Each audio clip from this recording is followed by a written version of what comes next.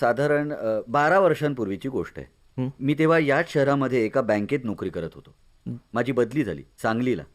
Shifting करायचं होतं. बायकोला आणि मुलांना मी ट्रेनने पाठवलं. मला सगळे सांगत होते तूही ट्रेनने जा. मी एका तिकिटाचे पैसे वाचवायला गेलो. सामानाच्या ट्रक बरोबर निघालो.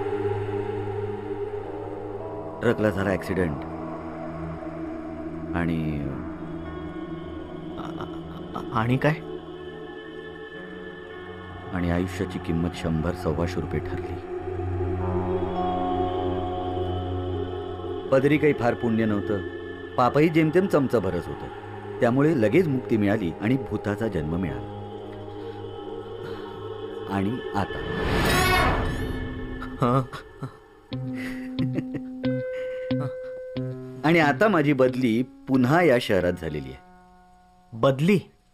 हो, आमच्याकडे पण बढत्या बदल्या असतातच. सगळे व्यवहार तुमच्यासारखेच. तुमचं माझ्याकडे काय काम आहे? मला या घरात राहायला मिळेल? हं. आम्हा भूतांनाही जागेचा प्रश्न असतो. सध्या मुंबईत 1.25 कोटी भूतं राहत आहेत. एवढी? हो.